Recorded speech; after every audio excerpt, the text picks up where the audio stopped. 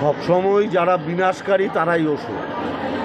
যারা বাংলাকে বিনাশ করতে চায়, বাংলাকে শেষ করতে চায়, যারা বাংলায় গরিব মানুষের এনআরইজিএসের টাকা দেয় না, যারা বাংলার গরিব মানুষের ঘরের প্রাপ্য টাকা দেয় না, যারা বাংলার রাজ্য সরকারের প্রাপ্য টাকা দেয় না, বাংলাকে ধনে প্রাণে শেষ করতে চায়, যারা বাংলার উত্তরবঙ্গের এই ভয়াবহ বন্যায় সাহায্য করে না, পাশে এসে দাঁড়ায় না, কেন্দ্রের একটা মন্ত্রী এখানে আসে পর্যন্ত না, খবর নেয় না, হাফ প্যান্ট দু একটা বাংলার কাউকে পাঠিয়ে দেয়, তারা বাংলার মানুষের কাছে অশুভ শক্তি।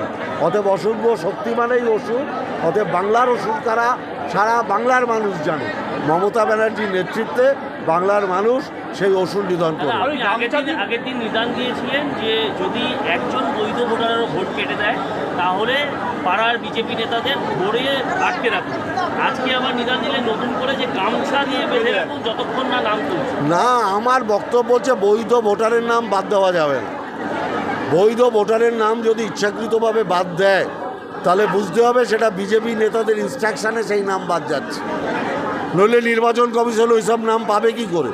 তার মানে পাড়ার যে নাম যাবে, বৈধ ভোটারের নাম কাটবে, সেটা বিজেপির নেতারাই দেবে। অতএব পাড়ার লোকদের বলছি, যদি তোমার নাম বাদ যায়, তুমি বৈধ ভোটার হও, তাহলে পাড়ার বিজেপি নেতাকেই ধরো।